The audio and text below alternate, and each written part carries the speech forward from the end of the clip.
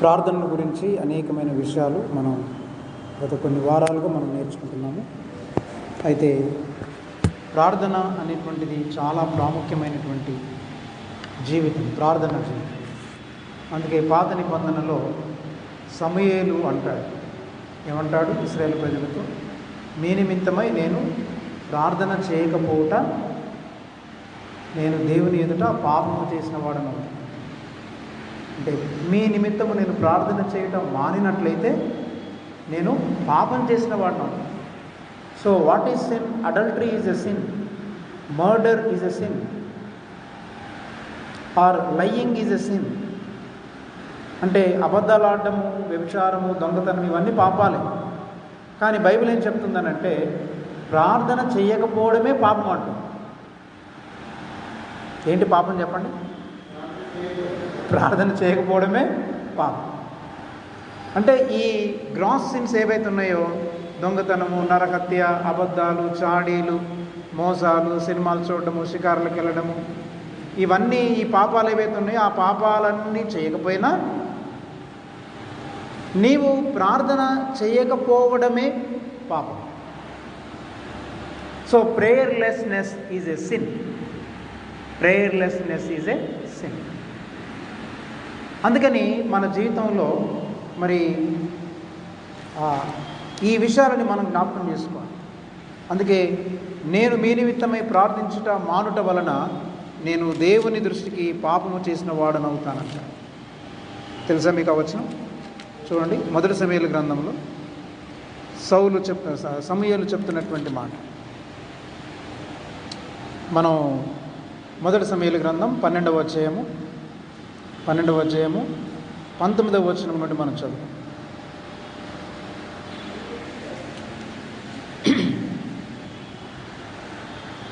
మొదటి సమూయేలు గ్రంథం 12వ అధ్యాయము. సమూయేలుతో ఇట్లనిది,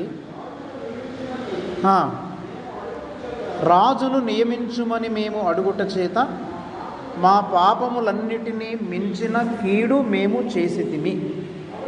కాబట్టి మేము మరణము కాకుండా నీ దాసులమైన మా కొరకు నీ దేవుడైన యెహోవాను ప్రార్థించుము.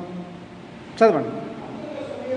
అంతటా సమూయేలు జనులతో ఇట్లనెను, భయపడకుడి, మీరు ఈ కీడు చేసిన మాట నిజమే, అయినను యెహోవాను విసర్జించకుండా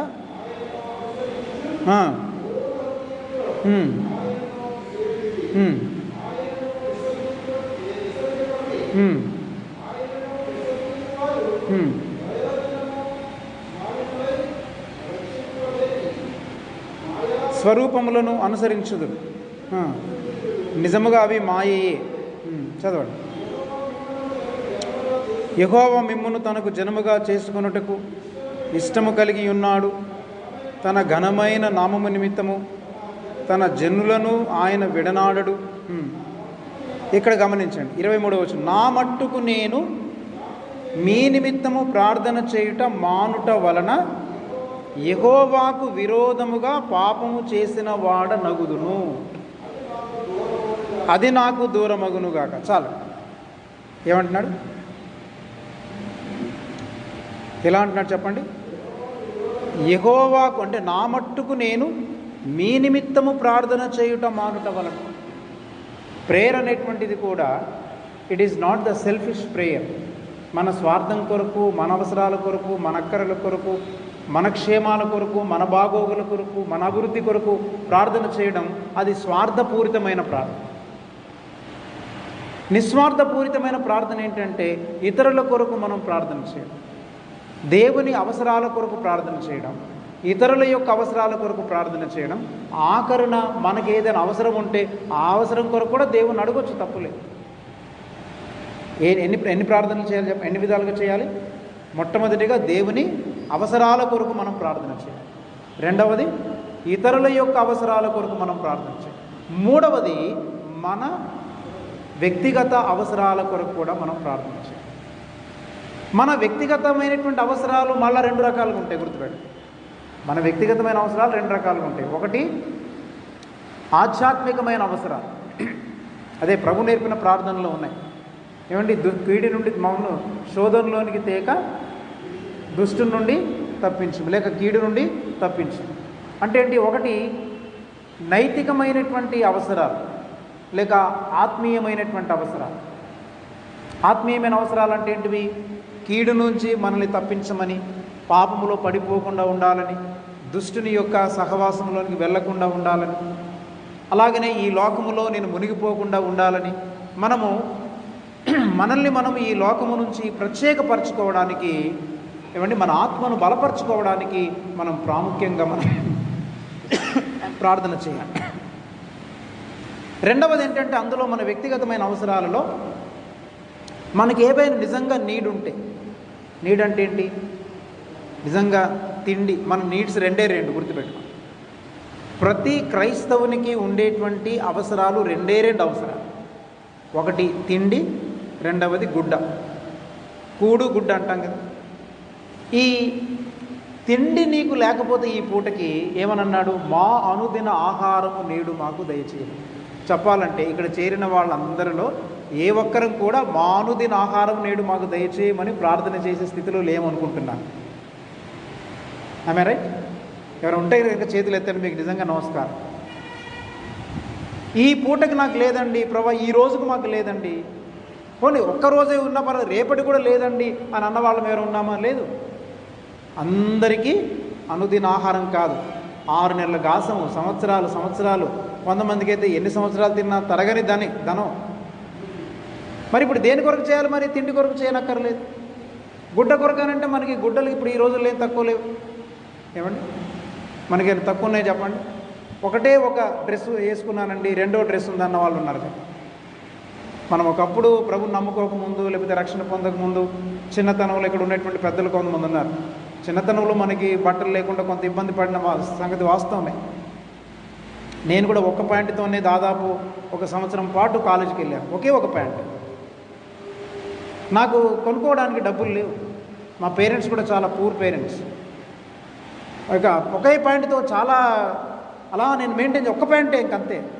ఆ ఒక్క ప్యాంటుతో మెయింటైన్ చేస్తుంటే ఒకరోజు మా మదర్ వచ్చేసి నాకు ఒక 100 రూపాయలు ఇచ్చి వెళ్ళి ప్యాంట్లు కొనుక్కోరంటే ఏం చేశాను తెలుసా? అంగట్లో ఈ పాత బట్టలు అమ్ముతారు చూడండి, ఆ పాత బట్టలు అమ్మే వాళ్ళ దగ్గరికి వెళ్ళిపోయి 25 రూపాయలకో ఎంతో 30 రూపాయలకో ఒక్కొక్క ప్యాంటు, ఆ పాత ప్యాంట్లు ఒక 3 కొనుక్కున్నాను. ఇక అవే ఇంకొక సంవత్సరం వాడేసాను.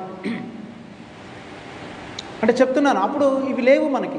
అంటే కొంచెం పేద స్థితి ఉంది, తర్వాత మనకి అప్పుడు ఉన్నాయి పర్వాలేదు. మనకి చెప్పాలంటే ఆ టైంలోనే మనకు చాలా భక్తి ఉండింది. ఇప్పుడు డబ్బు వచ్చిన తర్వాత, కార్లు వచ్చిన తర్వాత, మంచి మంచి ఇల్లులు వచ్చిన తర్వాత, ధనం వచ్చిన తర్వాత ఇప్పుడు మన మోకాళ్ళు వంగట్లేదు. ఎందుకని? ముడుకుల నొప్పులు, కీళ్ళ నొప్పులు, కాళ్ళ నొప్పులు, షుగర్లు, బీపీలు. తింటే ఆయాసం, తినకపోతే నీరసం మనకి కదండి. తింటే ఆయాసం, మరి తినకపోతే నీరసం అంటాం. మరి ఎట్లా చేసేది మనం చెప్పండి? అందుకని మనకు రాను ఇందాక ఒక భక్తుడు అన్నాడు, ఆయన వింటున్న ఒక భక్తుడు ఒక మాట అన్నాడు, పూర్వకాలములో ఉండేటువంటి భక్తి నేటి ఆధునిక యుగములో చాలామంది క్రైస్తవుల్లో కనబడట్లేదు. ఇప్పుడు రాను క్షీణించిపోయింది మన పట్ల. ఎందుకు? సుఖాలు మనకి ఎక్కువైపోయినాయి. ఏమంటే క్రీస్తుతో గడిపేటువంటి సమయం మనకి తక్కువైపోయింది. అవునా కాదు చెప్పండి? మనకి ఎక్కువగా, అందుకని మనం చాలా కంఫర్టబుల్గా, మన కంఫర్ట్స్ ఎక్కువ వచ్చేసాయి అందరికీ. మనం ఏకాంతంగా దేవునితో గడపడానికి మనం టైం ఇవ్వం మనం. అందుకని మనం గుడ్డలు కూడా గమనించాలంటే ప్రియులారా, మరి బట్టల విషయంలో కూడా మనందరికీ ఇప్పుడు చాలా ఉన్నాయిలేండి నాకు బట్టి.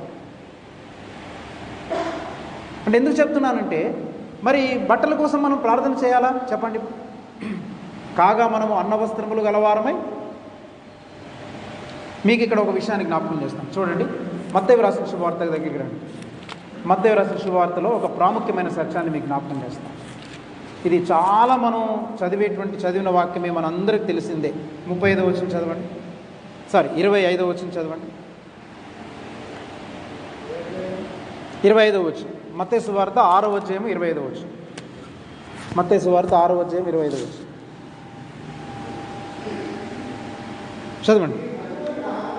అందువలన నేను మీతో చెప్పినదేమనగా, ఏమి తిందుమో ఏమి త్రాగుదుమని మీ ప్రాణమును గూర్చేయనను, ఏమి ధరించుకుందుమని మీ దేహమును గూర్చేయనను చింతింపకుడి. ఆహారము కంటే ప్రాణమును, వస్త్రము కంటే దేహమును గొప్పవి కావా? ఆకాశ పక్షులను చూడి, విత్తవు కోయవు, కొట్లలో కూర్చుకొనవు, ఆయనను మీ పరలోకపు తండ్రి వాటిని పోషించున్నాడు. మీరు వారికంటే బహుశ్రేష్ఠులు కాదు. ఇక్కడ చూడండి 25వ వచనంలో ఇక్కడ ఏమంటాడు? ఏమి తిందుమో ఏమి ధరించుకుందుమని మీ ప్రాణమును గూర్చేయనను, ఏమి ధరించుకుందుమని మీ దేహమును గూర్చేయను చింతించొద్దన్నాడు. ఎందుకని? ఇక్కడ 3 మాటలు జ్ఞాపకం చేస్తున్నాను చూడండి. ఆహారము, తర్వాత వస్త్రములు, తర్వాత దేహం.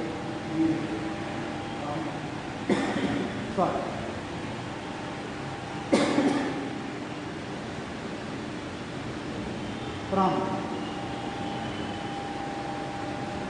3 గమనించు.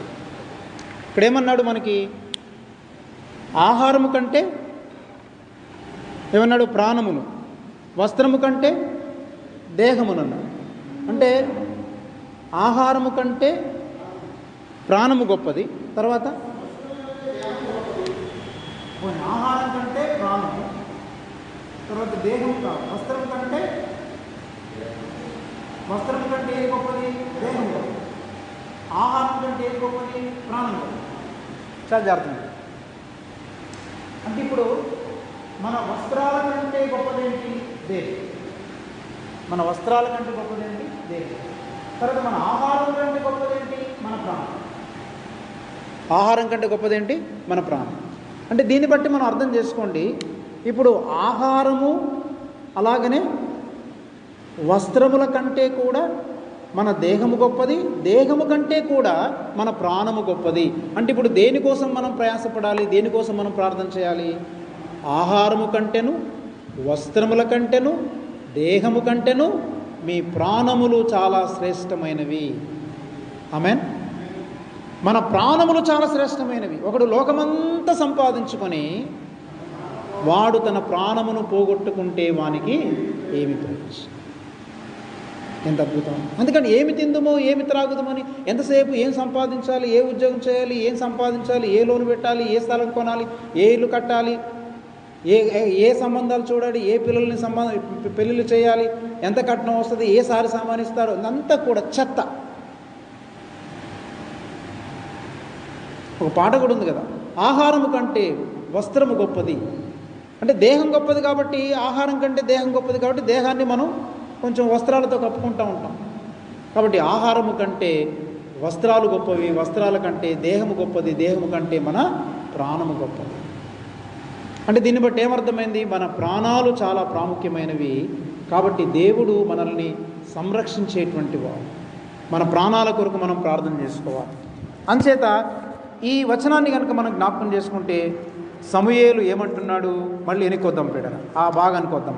మొదటి సమూయేలు గ్రంథం 12వ అధ్యాయంలో సమూయేలు ఏమంటున్నాడు చూడండి.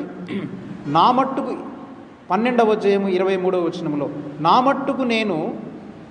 మట్టుకు నేను మీ నిమిత్తము ప్రార్థన చేయుట మానుట వలన యెహోవాకు విరోధముగా పాపము చేసిన వాడనగుదును, అది నాకు దూరమగును కాదు. చూసారండి, అది నాకు దూరమగును కాదు. పిల్లల ప్రేయర్లెస్నెస్ ఈజ్ ఎ సిన్. ప్రార్థన చేయకపోవడమే పాపం. మీరు అనొచ్చు, మరి రోజు పొద్దున్న లేచి ఒక మోకాలు లేచి బలవంతంగానైనా 10 నిమిషాలు ప్రార్థన చేస్తానని అంట. అది కాదు ప్రార్థన అంటే. ప్రార్థన అంటే అర్థం ఏంటంటే it is a relationship with God. దేవునితో మనకు ఉండేటువంటి సంబంధం. ప్రార్థన అంటే ఏం చెప్పండి? It is the relationship with God. ఇది దేవునితో మనకుండే సంబంధం. జాగ్రత్త వినాలి. మనము ప్రార్థిస్తున్నాము అంటే దేవునితో మనకుండేటువంటి సంబంధములో ప్రతిదినం మనం ఎదగాలి. ప్రతిరోజు మనము దేవునితో మనకుండేటువంటి ఆ సంబంధములో మనము అనుదినము కూడా ఎదిగే వారం ఉన్నప్పుడే నువ్వు ప్రార్థిస్తున్నటువంటి వ్యక్తివి. అట్లాగనే ప్రేయర్ ఏం చేస్తుందనంటే, ప్రార్థన అనేటువంటిది మనం ప్రార్థించే వ్యక్తులమైతే ఆయనతో సంబంధంలో పెరగాలి. సంబంధం అంటే ఏంటి? మనం అంటుంటాం కదా, చాలా క్లోజ్ ఫ్రెండ్ అని అంటాం. క్లోజ్ ఫ్రెండ్స్ ఎలా ఉంటారు చెప్పండి? అన్నీ ఒకరినొకరు షేర్ చేసుకుంటారు, ఒకరితో ఒకరు చాలా సన్నిహితంగా ఉంటారు. ఆ ఫ్రెండ్స్కి ఏ అవసరమైతే అది ఇచ్చేస్తాం మనం ఫ్రీగా. అంటే ఇప్పుడు దేవునితో సన్నిహితమైన సంబంధం అంటే అర్థం ఏంటి? దేవుడు నిన్ను ఏది అడిగితే అది నువ్వు ఇవ్వాలి. దేవుడు నిన్ను ఎక్కడికి వెళ్ళమంటే అక్కడికి వెళ్ళాలి. Very good. దేవుడు ఏది ఇస్తే తీసుకోవాలి మనం, అంతే కదా. ఆయన ఏది ఇస్తే మనం తీసుకోవాలి, అంతేగాని నాకు మారం పెట్టకూడదు. ఇది ఇవ్వను ప్రభా, చేయను ప్రభా అని అంటారు. కొన్నిసార్లు చూడండి, క్షమించండి, కొంచెం కూలింగ్ తాగాను కాబట్టి అందుకే దగ్గు వస్తుంది, ఏమనుకోండి, కంగారు పడకండి. అయితే జనరల్గా మనం ఫ్రెండ్స్తో అంటుంటాం, కొన్నిసార్లు ఫ్రెండ్స్ కొరకు త్యాగం చేస్తాం. మనం సన్నిహితమైన సంబంధం ఉన్నటువంటిప్పుడు మనం ఫ్రెండ్స్ కొరకు త్యాగం చేస్తాం. నాకు టీ ఇష్టం ఉండదు అనుకోండి, అది తాగరా టీ నా కోసం అంటే తాగేస్తాం మనం, అంతే. అలా అని చెప్పేసి వైన్ తాగడం తాగబాకండి. ఇట్లాగ మనం క్లోజ్ ఫ్రెండ్ అనమాట. అంటే దేవునితో సన్నిహితమైన సంబంధం ఏంటి? ప్రార్థన మనల్ని ఆయనతో సన్నిహితమైన సంబంధంలోనికి తీసుకెళ్ళాలి. ఇంకో విధంగా చెప్పాలంటే, జాగ్రత్త, ఇంకో విధంగా చెప్పాలంటే మన ఇష్టాలు దేవుని ఇష్టాలుగా మారుతాయి, లేక దేవుని ఇష్టాలు మన ఇష్టాలుగా మార్చబడుట, అది ప్రార్థనలో ఉన్నాను. ప్రార్థించే వ్యక్తి ప్రార్థించి ప్రార్థించి ప్రార్థించి ప్రార్థించి తన ఇష్టాలన్నీ దేవుని ఇష్టాలుగా మార్చుకుంటాడు. అందుకే ఇందాక మీకు చదివించిన వాక్య భాగంలో యేసు ప్రభు ముమ్మారు చేసిన ప్రార్థన ఏంటి? ముమ్మారు ప్రార్థన ఏమని చేస్తున్నాడంటే, మొదటిసారి ప్రార్థన చేసి, ప్రభా నువ్వు ఇస్తావా చేస్తావా, ఈ గిన్నె నా ఎదురు నుండి తొలగిస్తావా లేదా, తొలగించవా అయితే నేను వదిలేసి వెళ్ళిపోతాను ప్రభా, నువ్వు తొలగించవా నేను ఆత్మహత్య చేసుకుంటాను ప్రభా, ఈ గిన్నె తీసేయకపోతే నువ్వు తీస్తేనే సరి ప్రభా, నువ్వు తీయకపోతే నేను ఉపవాసం ఉండి తలక్రిందులుగా ప్రార్థన చేస్తానని అన్నాడు యేసుప్రభు. యేసుప్రభు ముమ్మారు ఏమని ప్రార్థన చేస్తున్నాడంటే, తండ్రి నీ చిత్తమైతేనే ఈ గిన్నెను నా యుద్ధ నుండి తొలగించు. రెండవ మారు వచ్చి మళ్ళీ ఏమంటున్నాడు, నీ చిత్తమైతేనే ఈ గిన్నెను నా యుద్ధ నుండి తొలగించు. మూడవసారి వచ్చి ఏమంటున్నాడు, నీ చిత్తమైతేనే ఈ గిన్నెను నా యుద్ధ నుండి తొలగించుము. అర్థమైంది యేసయ్యకు, నేను సిలువ వేయబడుట నా తండ్రికి ఇష్టమాయను. అందుకే యెషయా గ్రంథం 53వ అధ్యాయంలో ఏమంటాడంటే, అతనిని నలగగొట్టుటకు యెహోవాకు ఇష్టమాయను. ఈ మాట చదివినప్పుడల్లా నా గుండెల్లో చాలా గుచ్చుకున్నట్టు ఉంటుంది. అతనిని నలగగొట్టుటకు యెహోవాకు ఇష్టమాయను. తన సొంత కుమారుణ్ణి నలగగొట్టడానికి దేవుడు ఇష్టపడ్డాడట. ఇలాంటి అనుభవాలు మనకున్నాయండి. నేను ఈ విధముగా కాలు విరిగిపోయి 3 నెలలు హాస్పిటల్లో ఉండడము దేవునికి ఇష్టమైంది అని సాక్ష్యాలు చెప్పేవాళ్ళు ఎవరు లేరు. నేను ఉద్యోగం పోగొట్టుకోవడము దేవునికి ఇష్టమైంది అని చెప్పగలిగిన వాళ్ళు లేరు. నా ఆస్తి అంతటిని దేవుని కొరకు కోల్పోవటకు దేవునికి ఇష్టమైంది అనేటువంటి ఆలోచన చాలామంది చెప్పరు. అందుకని హెబ్రీ పత్రికలో ఒక మాట ఉంటుంది చూడండి. మనం ఈ వచనాన్ని ఇక్కడే ఉంచి మనం హెబ్రీ పత్రికలోకి వెళ్దాం. హెబ్రీలోకి రాసినటువంటి పత్రిక, అక్కడ పరిశుద్ధైనటువంటి పౌలు ఏమండి హెబ్రీ క్రైస్తవుల గురించి ఎంత చక్కటి మాట చెబుతున్నాడో చూడండి, ఎంత చక్కటి సాక్ష్యం చెబుతున్నాడో మీరు చూడండి. 10వ అధ్యాయం, హెబ్రీలకు రాసిన పత్రిక 10వ అధ్యాయంలో ఈ చక్కటి మాట అంటాడు. ఏమంటాడు? 34వ వచనం చూడండి. 34 ఏలాగనగా మీరు ఖైదులో ఉన్నవారిని కరుణించి మీకు మరి శ్రేష్టమైనదియు స్థిరమైనదియునైనా స్వాస్థ్యమున్నదని ఎరిగి మీ ఆస్తి కోల్పోవుటకు సంతోషముగా ఒప్పుకుంటిరి. చాలు, మీ ఆస్తిని కోల్పోవుటకు సంతోషముగా ఒప్పుకున్నారు. మీరు ఎంతమంది సంతోషంగా ఒప్పుకుంటారు? ప్రైజ్ ద లార్డ్ బ్రదర్, దేవుని కృపను బట్టి ఉద్యోగం పోయిందని అనరు ఎవరు. ప్రైజ్ ద లార్డ్ బ్రదర్, దేవుని కృపను బట్టి ఉద్యోగం వచ్చిందనంట. స్తుతి కూటాలు అందరూ పెడతారు. దేనికి పెడతారు చెప్పండి? ఉద్యోగం వస్తే పెడతారు, పెళ్ళైతే పెడతారు, పిల్లలు పుడితే పెడతారు, బర్త్డేస్కి, మ్యారేజ్ డేస్కి, వీటన్నిటికీ స్తుతి కూటాలు ఉంటాయి. ఏమండి? కానీ ఉద్యోగం పోయినప్పుడు, ఇల్లు అమ్మేసుకున్నప్పుడు, ఎవడైనా మోసం చేసినప్పుడు దేవుణ్ణి మనం స్తుతించము, దేవునిని మనం గణపరచలేము. మీ ఆస్తిని కోల్పోవుటకు మీరు సంతోషముగా ఒప్పుకున్నారయ్యా. ఎంత సంతోషముగా ఒప్పుకున్నారంటే ప్రభువు నిమిత్తమై అలాంటి సంతోషము మన జీవితాల్లో ఉంటుంది. అందుకని యేసు ప్రభు ఏమంటున్నాడంటే, యేసు ప్రభు గురించి ఏం చెప్తున్నాడంటే, అతనిని నలగగొట్టుటకు యెహోవాకు ఇష్టమైంది. ప్రియులారా, మనలను దీవించడానికి మాత్రమే దేవునికి కొన్నిసార్లు ఇష్టం పుట్టడం కాదు, మనలను నలగగొట్టడానికి, మనలను కొన్నిసార్లు శిక్షించడానికి, మనలను కొన్నిసార్లు మనకు బుద్ధి చెప్పడానికి, మనకు కొన్ని పాఠాలు నేర్పించడానికి దేవుడు కొన్నిసార్లు ఇష్టపడతాడు అనే విషయాన్ని మనం గుర్తు చేస్తున్నాం.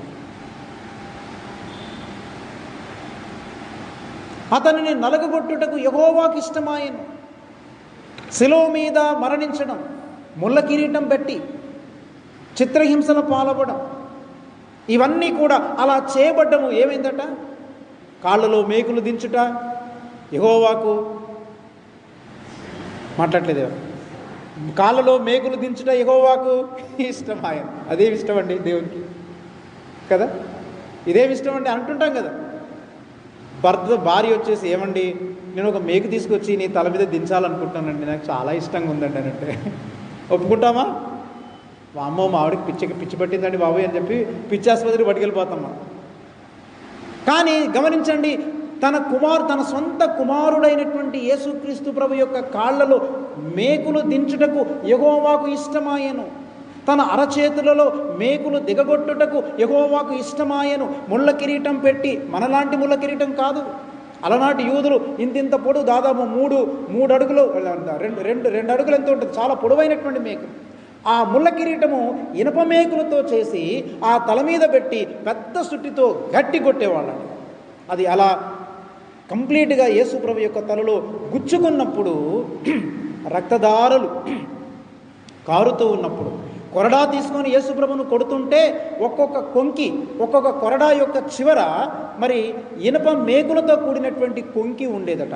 ఆ కొంకి ఒక కొరడా దెబ్బ యేసుక్రీస్తు ప్రభు యొక్క శరీరం మీద వేసి దాన్ని అలా చీల్చితే, యేసు ప్రభు యొక్క శరీరం మీద ఒక కొరడా దెబ్బతో కొట్టినప్పుడు యేసు ప్రభు యొక్క శరీరం మీద 200 చోట్ల యేసు ప్రభు యొక్క శరీరం చిట్లిపోయిందట.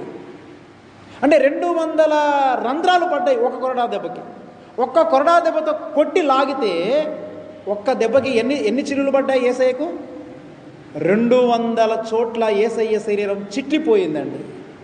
అట్లా ఎన్ని దెబ్బలు కొట్టారు? పోనీ ఒక దెబ్బ కొట్టారా? ఎన్ని దెబ్బలు కొట్టారు? ఒకటి తక్కువ 40 దెబ్బలు, అంటే 39 కొరడా దెబ్బలు కొట్టారు. అంటే 39 కొరడా దెబ్బలు కొడితే యేసుప్రభు శరీరం ఏమవ్వాలి చెప్పండి? 39 కొరడా దెబ్బలతో కొట్టినప్పుడు ఒక కొరడా దెబ్బకి 200 చోట్ల చిట్టితే 39 40 అనుకుందాం ఫర్ ఎగ్జాంపుల్, లెక్క కోసం అప్రాక్సిమేట్లీ 40 × 200 వేయండి. 40 × 200 ఎంతమ్మా? మా స్టూడెంట్ చెప్తారు. లెక్కలు వేస్తున్నా, క్యాలిక్యులేటర్ తీస్తున్నారా? 40 × 200 ఎంత? 8000 చోట్ల యేసు ప్రభు శరీరములో రంధ్రాలు పడి రక్తాలు కారుతుంటే ఒళ్ళంతా రక్తం కారుతుంటే, ఒళ్ళంతా శరీరం అంతా చిట్లిపోయినప్పుడు, అలా చిట్లిపోవడము యెహోవాకు ఇష్టమాయెను. వా, ఏమిష్టం అండి బాబోయ్, ఇది మీకు దండం అని అంటాం. ఇదేం ప్రేమ అండి బాబు! నా కుమారుడైనటువంటి యేసుక్రీస్తు ప్రభు యొక్క శరీరమును చిట్లిపోయేటట్టు కొట్టడము నాకు ఇష్టమాయెను. ఒళ్ళంతా దెబ్బలే నా ప్రభుని చూడగా, యేసు నీ ప్రేమ చూసి ఏడుపొచ్చెను అందులో పాట వచ్చెను. పాడమన్న ప్రభు యేసును చూసి గట్టిగా అరిచా, ఆ అరుపే ఒక మెరుపై నా పాటగా మారే. ఒళ్ళంతా దెబ్బలే యేసు ప్రభుని. అందుకని కీర్తనకాడు, ఇది మామూలుగా జరిగినటువంటి కాదండోయ్, మీరు కీర్తనల గ్రంథంలో చదవండి. ఇది ప్రవచనాత్మకమైనటువంటి వచనం. అక్కడ ఏమంటాడంటే, దున్నువారు నా వీపును దున్నిరి, చాళ్లను పొడుగుగా చేసిరి. దున్నువారు నా వీపును దున్నేశారు. యేసు ప్రభు యొక్క శరీరం దున్నబడిందండి సిలువలో. దున్నువారు నా వీపును దున్నేశారు, చాళ్లను పొడుగుగా చేసిరి. చాళ్లను పొడుగుగా చేయడం అంటే తెలుసు కదా మీకు? ఇలా పెన్ను తీసుకొని లేకపోతే కత్తి తీసుకొని ఇలా చీరామనుకోండి, రంధ్రం పడుతుంది, అంటే చీల్చబడుతుంది. ఏం చేశారట యేసు ప్రభుకి? దున్నువారు నా వీపును దున్నిరి, చాళ్లను పొడుగుగా చేసిరి. నాగలి కర్రతో భూమిని దున్నుతుంటే చాలు అంటాం, తెలుసు కదా? ఆ చాళ్లను పొడుగుగా చేసిరి అంటే కత్తి తీసుకొని అలా ఇంకా పొడుగుగా చేసేసారట. అందుకని అతనిని నలగగొట్టుటకు యెహోవాకు ఇష్టమాయెను. గెత్సేమనే తోటలో యేసయ్య చేసినటువంటి ప్రార్థన. అందుకని చాలా జాగ్రత్త వినండి. మరి యేసు ప్రభు యొక్క ఆ ప్రార్థన గెత్సెమనే తోటలో ప్రార్థిస్తున్నప్పుడు ఆయన చెమట రక్తపు బిందువుల వలె మారిపోయింది. ఎంత వేదనతో ప్రార్థన చేశాడు. అంటే ఎవరి కోసం ప్రార్థన చేశాడు? ఇప్పుడు చెప్పాలి మీరు. కొంతమంది సాక్ష్యం చెప్తుంటారు, నేనండి కన్నీటితో దేవుని దగ్గర కన్నీరు కార్చి ప్రార్థన చేయగా చేయగా చేయగా సంవత్సరానికండి దేవుడు నాకు మగబిడ్డనిచ్చాడు, దేవునికి స్తోత్రం అని అంటాడు. నోరుమి అసలు మాట్లాడద్దు. కనిపెట్టండి, 5 సంవత్సరాలు కనిపెట్టి ప్రార్థన చేస్తే మంచి సంబంధం, పెళ్లి సంబంధం దొరికిందండి. చెప్పొద్దు నువ్వు అలాంటి సాక్ష్యాలు. ఎంతో కనిపెట్టి ప్రార్థన చేయగండి, మా అమ్మాయికి సీట్ వచ్చిందండి, అబ్బాయికి ఉద్యోగం వచ్చిందండి, పెద్ద పెద్ద ఉద్యోగాలు వచ్చేయండి, ప్రమోషన్లు వచ్చేయండి. ఇలాంటివి ప్రార్థనలు కాదు. అలాంటి ప్రార్థనలు చేయడానికి వీల్లేదు అసలు. యేసు ప్రభు గెత్సేమనే తోటలో చేస్తున్న ప్రార్థన ఏంటంటే, నీ పాపము నా పాపాల నిమిత్తమై మనము విమోచింపబడి, మన పాపముల నుండి విమోచింపబడి, నిత్య నరకాగ్ని నుండి మనము తప్పించబడి దేవునితో యుగయుగాలు ఆనందముగా సంతోషంగా జీవించడం కొరకు యేసయ్య తన చెమట రక్తపు బిందువులుగా మార్చబడి. ఏమంటే ఒక వైద్యుడు చెప్పాడు, ఒక చెమట రక్తపు బిందువుగా మార్చబడాలంటే ఎన్ని సూక్ష్మ నాళికలు చిట్లిపోతాయి అంటే దాదాపు 1,20,00,000 సూక్ష్మ నాళికలు చిట్లిపోతే తప్ప ఒక చెమట ఒక రక్తపు బిందువుగా మార్చబడదు. అంటే యేసు ప్రభు యొక్క శరీరంలో ఉండేటువంటి సూక్ష్మ నాళికలు ఉంటాయి కదా, సూక్ష్మ నాళికలు అంటే తెలుసు కదా, రోమాలు ఉంటే చూడండి, రోమాలు అవన్నీ అలాంటి 1,20,00,000 సూక్ష్మ నాళికలు మన శరీరంలో అవి చిట్లిపోతే కానీ రక్తం బయటికి రాదు. అందుకని ప్రియమైన దేవుని బిడ్డలారా, యేసయ్య చేసినటువంటి ప్రార్థన ఏంటో నేర్చుకోవాలి. మనం ఊరికైనా చిలక పలుకుల్లాగా పరలోక ప్రార్థన చెప్పేస్తుంటాం. మనం పరలోక ప్రార్థన చెప్పమని చెప్పలేదు బైబిల్లో, మనం అలవాటు చేసుకున్నాం అంతే. పరలోక ప్రార్థన ఉచ్చరించడానికి కాదండి. పరలోక ప్రార్థన ఏంటంటే ఆ విధంగా ప్రార్థన చేయమని చెప్పడానికి యేసయ్య చెప్పాడు తప్ప అదే ప్రార్థన చేయమని చెప్పలేదు. మనకి ఎంత చెప్పినా అర్థం కాదు. ఏమన్నా చెప్తే మనకు తెలియదు, చెబితే నేర్చుకోరు. మనకేంటంటే అలవాటు అయిపోయింది. పరలోక ప్రార్థన చెప్పకపోతే ఏదో పాపం చేసినట్టు ఫీల్ అయిపోతాం. మనం మారాలి, ముందు మన బ్రతుకుల్ని మార్చుకోవాలి, మన జీవితాన్ని మార్చుకోవాలి, వాక్య ప్రకారం మనము జీవించాలి తప్ప మన ప్రకారం వాక్యం ఉండాలని కోరుకోవాలి. అందుకని కాబట్టి ఈలాగున ప్రార్థన చేయమన్నాడు యేసయ్య. అన్నడా లేదు? ఎలా ప్రార్థన చేయమంటే కాబట్టి ఈలాగున ప్రార్థన చేయండి. It is a model. ఇది ఒక మాదిరికరమైనటువంటి ప్రార్థన. ఇట్లా మీరు చెయ్యండి అన్నాడు, కానీ మీరు అదే చేయండి అని చెప్పండి. చపాతీ ఎలా చేయాలంటే ఏం చెప్తారు చెప్పండి? పలాని కొంచెం పిండి తీసుకొని ఏమో దీన్ని ఇలా చేయాలని అంటే ఇక అదే చేస్తారు పొద్దాకలా. ఇంటికి వెళ్ళిన తర్వాత మీరు పిండి కొనుక్కోండి, మీరు ఇలా చేయడం నేర్చుకోండి అంటే ఒక మోడల్ నేర్పించాడు. అంటే మీరు ఆ విధంగా ప్రార్థన చేయాలి, అంతేగాని అదే ప్రార్థన చేయాలని కాదు. అందుకే యేసుక్రీస్తు ప్రభు గెత్సేమనే తోటలో ఆయన ఏం ప్రార్థన చేస్తున్నాడంటే మన కొరకు ప్రార్థన చేస్తున్నాడు. శిలువ మీదకి వెళ్ళినప్పుడు కూడా ఎవరి కొరకు ప్రార్థన చేస్తున్నాడంటే మన కొరకే ప్రార్థన చేస్తున్నాడు. తండ్రి, వీరేమి చేయుచున్నారో వీరెరగరు గనుక వీరిని క్షమించు. ఈ ప్రార్థన మనం ఎవ్వరం నేర్చుకోండి. ఏమండి, భార్య వచ్చేసి భర్తను బాగా తిడుతుందనుకోండి, భర్త వచ్చి తండ్రి మా ఆవిడ ఎందుకు తిట్టుచున్నదో ఆమె ఎరగదు కనుక క్షమించము అనగలమా?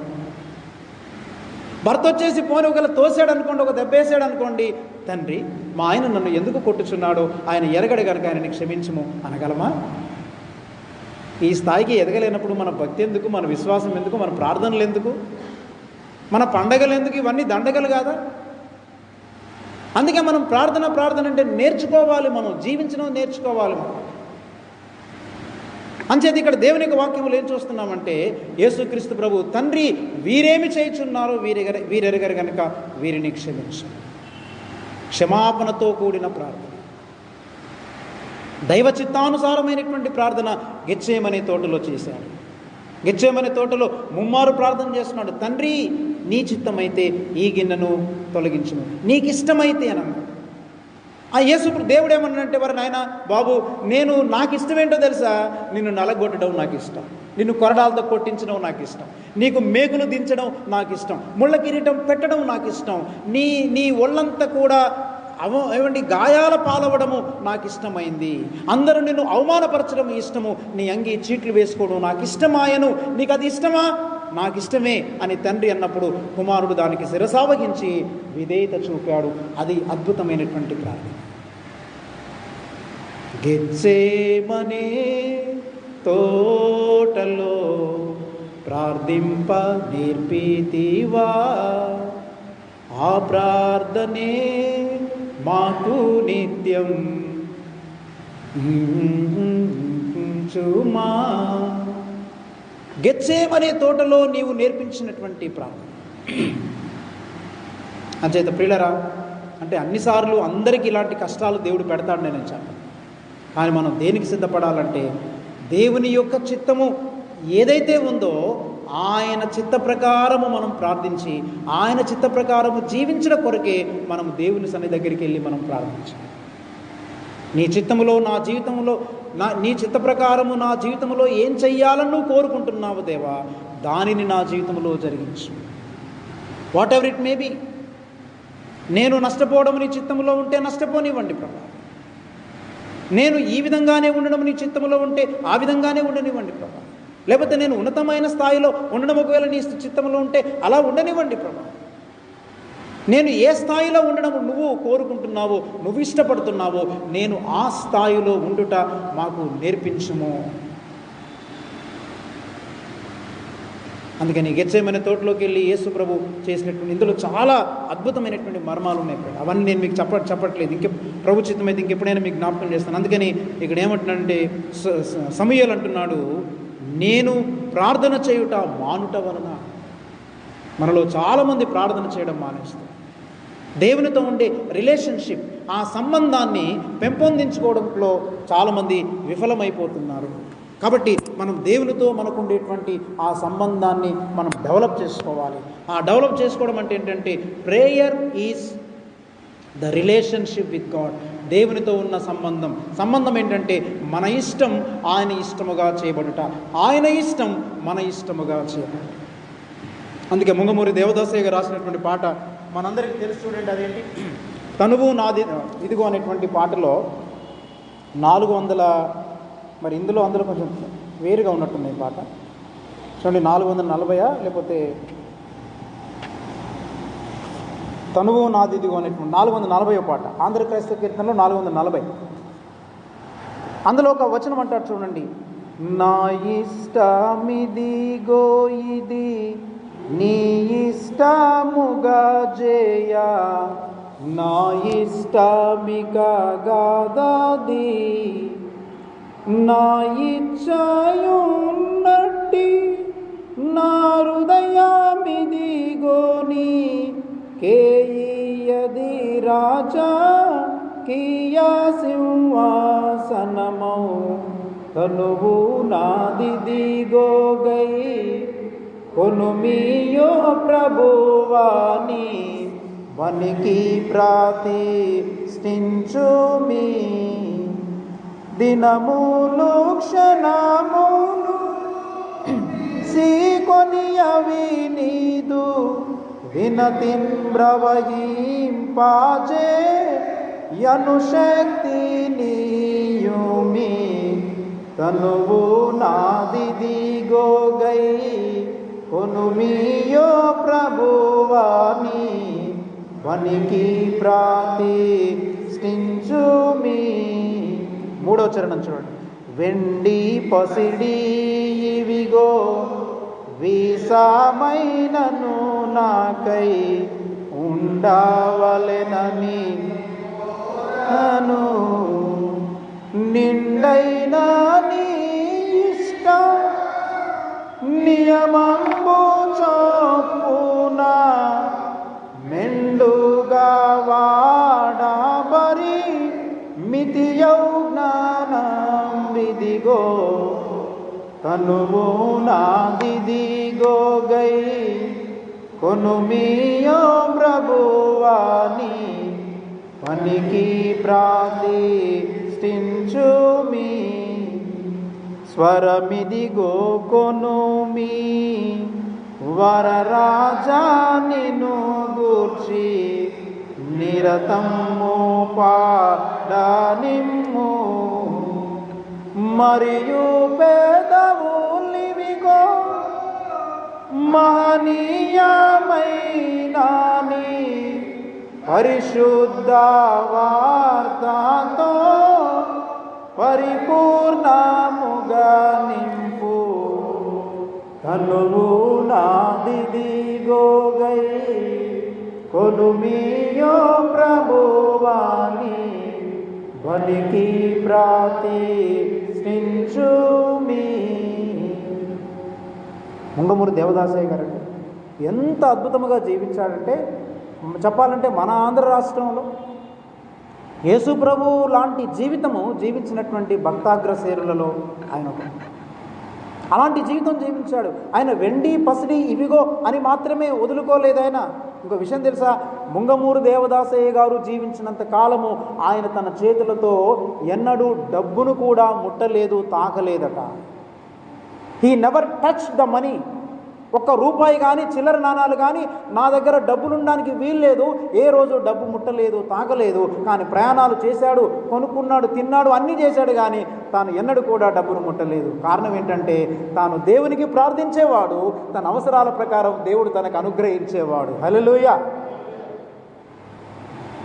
మనం ఏంటంటే ప్రతిదానికి డబ్బే చూస్తాం కదా. ఫర్ ఎగ్జాంపుల్ డ్రింక్ తాగాలనుకోండి, పర్స్ తెచ్చారా లేదని చూస్తాం మనం, అవునా కదా.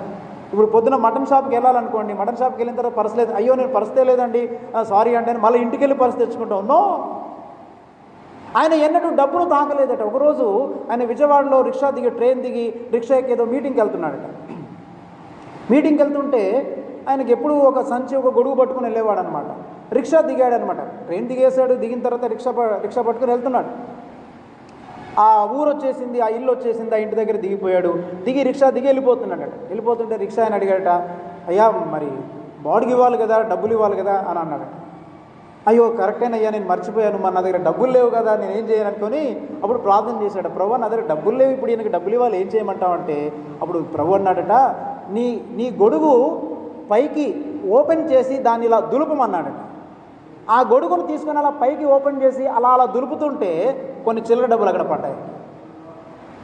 ఏం అద్భుతం అండి అసలు, ఎవరు పెడతారట దాంట్లో అసలు. ఆ గొడుగును దులిపినప్పుడు డబ్బులు పడితే అన్నాడట, ఇదిగో అయ్యా ఆ డబ్బులు ఉన్నాయి, నీకు కావాలి, అవి మొత్తం డబ్బులు నువ్వే తీసుకొని ఏరుకొని వెళ్ళిపోమన్నాడట. ఆ నాణాలన్నీ తీసుకొని రిక్షావాడు వెళ్ళిపోయాడు.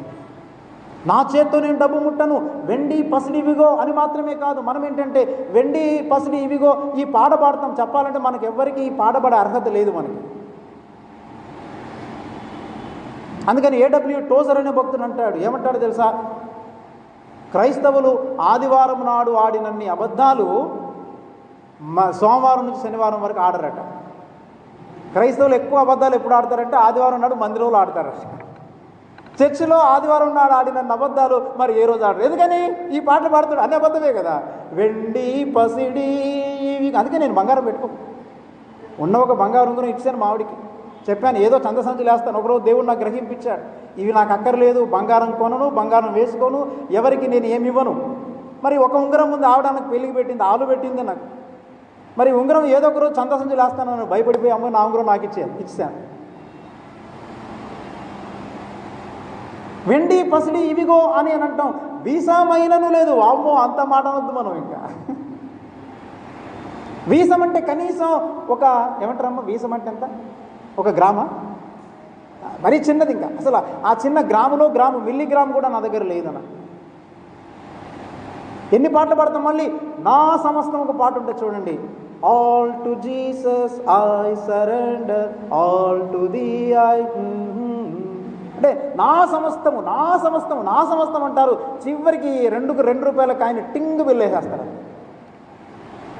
సమస్తం ఎంత, 2 రూపాయల, 5 రూపాయల. మందిరానికి వచ్చినప్పుడు మనం కానుకేయాలంటే ఒకవేళ భార్య డబ్బులు తెచ్చుకోలేదనుకోండి, పిల్లలు తెచ్చి డాడీ చందా చిల్లర అన్నాడు కదా. అందుకని వీళ్ళు ఏం చేస్తున్నారు, కళ్ళు మూసుకొని అటు పోయి ఆ గబగబ చిల్లర తీసిస్తుంది. చిల్లర ఉందా అంటే దేనికి, కానుకేయడానికి చిల్లర కావాలి మనకి. అదే బంగారం షాప్కి వెళ్ళినప్పుడు అంటే చిల్లర ఉందండి, ఒక నెక్లెస్ కొందామని అంటారా? బంగారం షాప్లో చిల్లర డబ్బులు తీయరే. అలాగనే షాపింగ్ మాల్లో లక్కీలో కానీ సిఎంఆర్ దగ్గరికి వెళ్ళినప్పుడు చిల్లర 10 రూపాయలు ఉంటే చిల్లర ఇవ్వండి, మరి చీర కొనుక్కోవాలని అంటారా, సూట్ కొనుక్కోవాలని అంటారా? షాపింగ్ మాల్లో చిల్లర డబ్బులు వాడము మనము. అంటే 10, 20, 30, 100 వాడము. అలాగనే మనము బంగారు షాప్కి వెళ్ళినప్పుడు ఈ చిల్లర డబ్బులు వాడవు. కానీ దేవుడు ఎంత మనకు లోకు అయిపోయాడంటే దేవుని మందిరం దగ్గరికి వచ్చినప్పుడు మాత్రం చిల్లర డబ్బులు వేసేస్తుంటాం. అంటే దేవుడిని ఇంకో విధంగా అంటాను, మీరు ఏమనుకోవచ్చు, మన అందరం కలిసి దేవుణ్ణి ముష్టోనిగా చేస్తున్నాం. మనం దేవుడు ముష్టివాడా?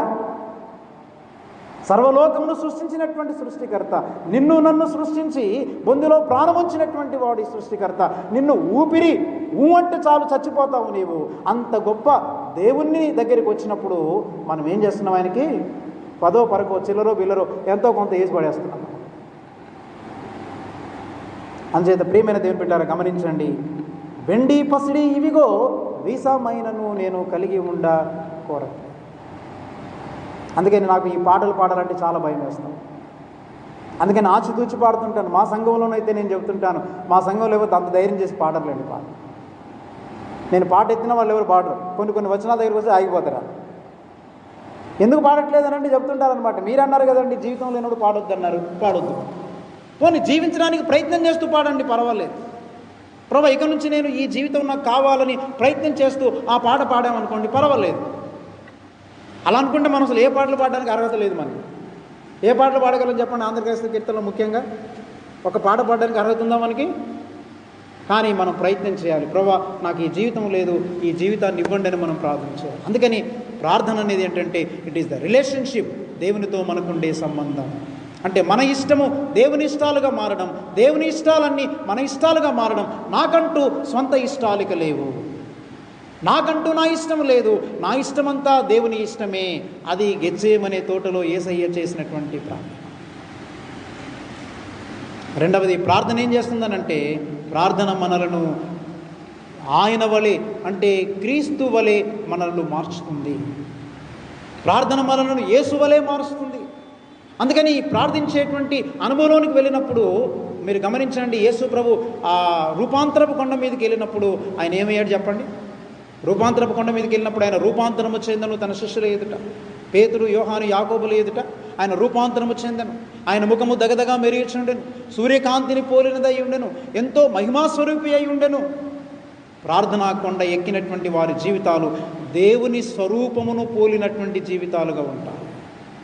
మోషే కొండ ఎక్కి 40 దినములు ఉపవాసం ఉండి దేవుని సన్నిధిలో ప్రార్థించినప్పుడు ఆయన కొండ దిగి క్రిందికి వస్తున్నప్పుడు ఎలా కనబడింది? బైబిల్ గ్రంథంలో మీరు చదవండి, నిర్గమకాండంలో ఉంటుంది పేడారా, ఎంత అద్భుతమైన విషయాలు ఉన్నాయో. మోషే కొండ దిగి వచ్చినప్పుడు ప్రజలు, ఇశ్రాయేలు ప్రజలు ఆయన ముఖమును చూచుటకు భయపడిరి, ఆయన ముఖమును చూడలేకపోయిరి. ఆ మోషే యొక్క ముఖము దగ్గర మెరుగుచున్నప్పుడు, మోషే నీ ముఖం చూడలేకపోతున్నాం బాబోయ్, భయం వేస్తుంది, నీ ముఖం మీద ముసుగేసుకోమన్నారా? ప్రార్థనా జీవితం ఏం చేస్తుంది? మన స్వరూపమును దేవుని స్వరూపము వలె మార్చుతుంది. కానీ ఇన్ని ప్రార్థనలు చేస్తారే రాక్షస స్వరూపం పోదే మనకి. రాక్షసుల్లాగా ప్రవర్తిస్తుంటాం, దయ్యాల్లాగా ప్రవర్తిస్తుంటాం, ఏమండి రౌడీల్లాగా ప్రవర్తిస్తుంటాం, ఏమండి చాలా భయంకరమైనటువంటి దొంగల్లాగా ప్రవర్తిస్తుంటాం. మనం బయటికి అలా కనపడం, కానీ లోపల మాత్రం ఒక క్రూరమైనటువంటి స్వభావమును కలిగి మనం జీవిస్తుంటాం.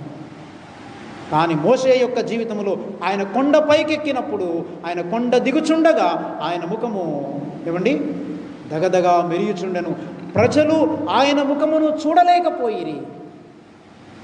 నీవు ప్రార్థించే వ్యక్తివైతే నీ ముఖమును, నీ చుట్టూ ఉండేటువంటి వాళ్ళు, ఈవెన్ నీ కుటుంబీకులు కూడా నిన్ను చూడడానికి భయపడతారు, నీతో మాట్లాడడానికి భయపడతారు, నీ దగ్గర రావడానికి భయపడతారు. ఎందుకని? దేవుని యొక్క స్వరూపం నీలో కనబడాలి. ఏం చెప్పగలగాలంటే, మా నాన్నను చూసినప్పుడు యేసుప్రభు ఎలా ఉంటాడో నాకు తెలియదు, కానీ మా నాన్నను చూస్తే నాకు యేసుప్రభువే గుర్తుకొస్తున్నాడని చెప్పగలను.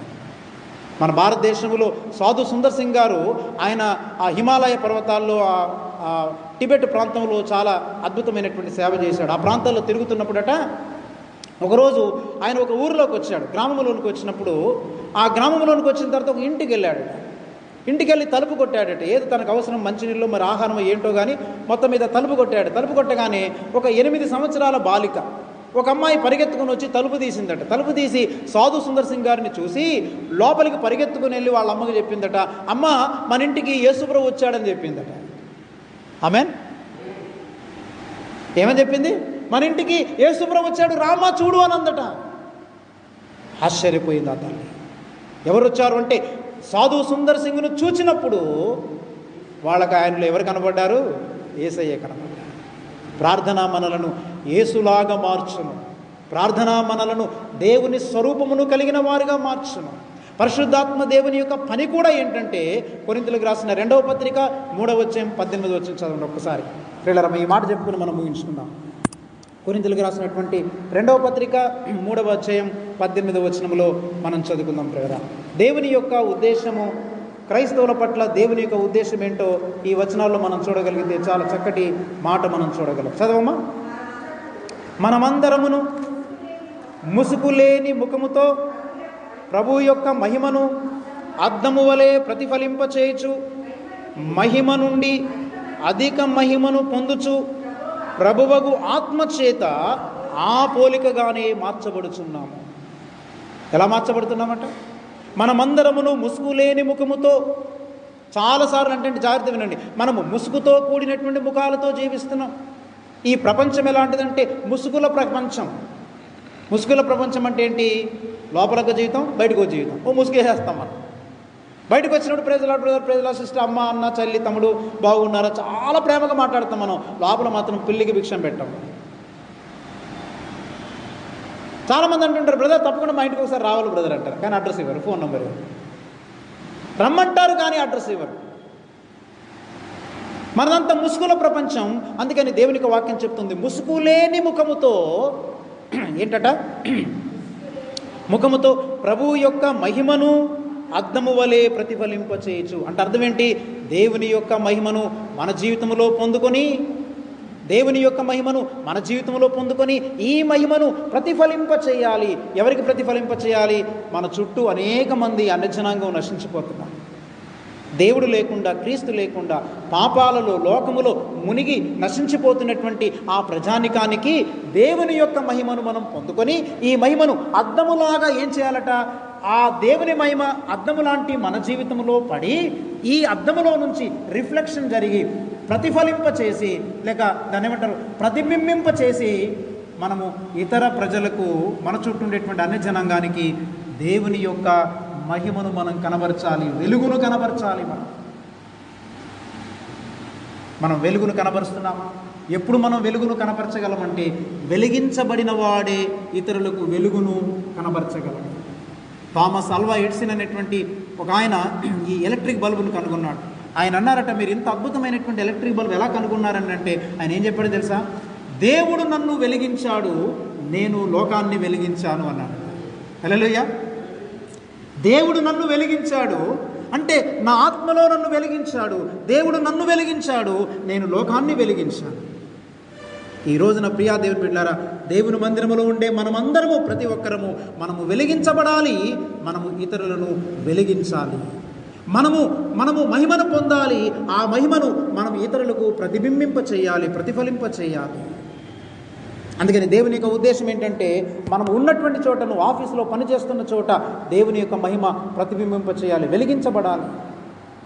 నువ్వు చదువుకున్నటువంటి కళాశాలలో, లేకపోతే నీ ఇంట్లో, మీ బంధువుల మధ్య నీలో ఉండేటువంటి ఆ వెలుగు వారి మీద ప్రసరింప చేయబడి వారు వెలిగే బిడ్డలుగా మార్చబడాలి, వెలిగించాలి వాళ్ళు.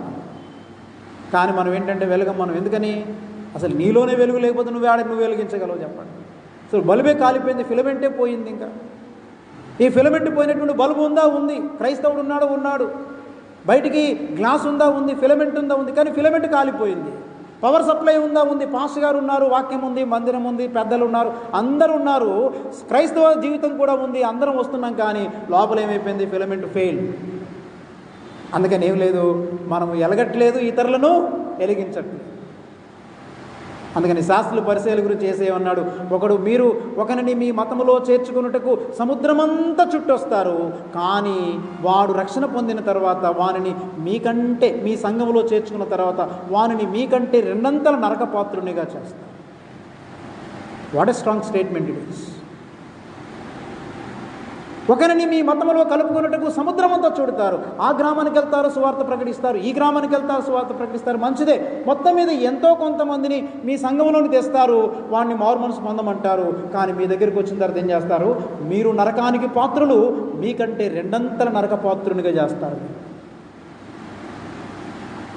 అంచేత ప్రియమైన దేవుని బిడ్డలారా, మనము పనిచేస్తున్న స్థలములో, మనము నివసిస్తున్న గ్రామములో, మనం ఉంటున్నటువంటి సంఘములో మనము వెలిగించబడి మనం ఇతరులను వెలిగించుచున్నామా? Where is the light? వెలుగుచున్నటువంటి వెలుగు వేసిన తర్వాత ఇక మళ్ళా ప్రత్యేకంగా వాడి తప్పులు చెప్పనక్కర్లేదు. మనం వెలుగు వేయగానే ఏమవుతుంది చెప్పి, లైట్ వేయగానే వాడి జీవితం అంతా బట్టబయలైపోతుంది. అదే దేవుడు మన జీవితాలని బట్టబయలు చేస్తాడు. అంచేత ఇక్కడ ఏమంటున్నాడంటే, దేవుని యొక్క ఉద్దేశం ఏంటంటే, పరిశుద్ధాత్మ దేవుడు ఏం చేస్తాడు, ప్రభువు యొక్క ఆత్మచేత ఆ పోలికగానే మనము మార్చబడుచున్నాము. ఏ పోలిక? క్రీస్తు యొక్క సారూప్యతలోనికి మనము పరిశుద్ధాత్మ చేత మార్చబడుచున్నాం. ఎప్పుడు జరుగుతుంది ఇది? మనము ప్రార్థనలో ఆయనతో ఏకాంతముగా గడిపినప్పుడు. 2 విషయాలు నేర్చుకున్నాం ఈరోజు. ఏంటి చెప్పండి? ప్రార్థన ఆయనతో మనకుండేటువంటి సంబంధములో ఎదగడం. రెండవది ప్రార్థన మనలను ఆయన వలె మార్చు. ఆయనతో ఉన్న సంబంధం అంటే అర్థం ఏంటి? ఆయన ఇష్టాలన్నీ మన ఇష్టాలు, మన ఇష్టాలన్నీ ఆయన ఇష్టాలుగా మార్చబడాలి. ఆయన వలె మార్చబడ్డమండి ఎప్పుడో జరుగుతుందనంటే, మనం ఏకాంతముగా దేవుని సన్నిధిలో గడిపినప్పుడు, ఏమండి, మన ఇష్టాలన్నీ దేవునికి అప్పగించుకున్నప్పుడు, మనం యథార్థంగా మనం ప్రభు సన్నిధిలో జీవించినప్పుడు, ఆయన మహిమ, ఆయన వెలుగు నీ మీద ప్రకాశింపచేసి నిన్ను వెలిగించి నీ చేత ఇతరులను వెలిగింపజేస్తాడు. ఇది ప్రార్థించే వారి జీవితంలో జరిగేటువంటి గొప్ప కార్యం. కానీ అలా జరుగుతుందా మన జీవితంలో? ఎంతమందిని వెలిగిస్తున్నాం మనం? అసలు నువ్వెంతగా వెలుగుతున్నావు నాకు చెప్పండి. నీ జీవితం ఎంత వెలుగుతుంది? నీ జీవితంలో ఎంత వెలుగుంది? ఎంత మహిమకరంగా నువ్వు జీవించగలుగుతున్నావు దేవుని కొరకు? ఎన్ని ఇష్టాలని, నీ యొక్క ఎన్ని ఇష్టాలని దేవుని ఇష్టాలుగా మార్చగలిగాము? అది జరగకపోతే పిల్లరా, మనము దీని కొరకు కూడా ప్రార్థించాలి. ప్రభా, మా జీవితంలో మేము ప్రార్థనలో చాలా బలహీనమైన వారు. ప్రార్థించిన మన స్వార్థ ప్రయోజనాల కొరకే ప్రార్థిస్తాం తప్ప మనము ఇతరుల యొక్క ప్రయోజనాల కొరకు, దేవుని యొక్క అవసరాల కొరకు మనం ప్రార్థన చేయాలి. కాబట్టి మనము నిజమైనటువంటి ప్రార్థన వీరులుగా, నిజమైనటువంటి ప్రార్థన పరులుగా మనం మార్చబడి దేవుని చేత బహుబలముగా వాడబడేటువంటి యోధులుగా తీర్చబడడానికి పరిశుద్ధాత్మ దేవుడు మనకి సహాయం చేయనుగాక. తలలు ఉంచండి, చిన్న ప్రార్థన చేస్తాం.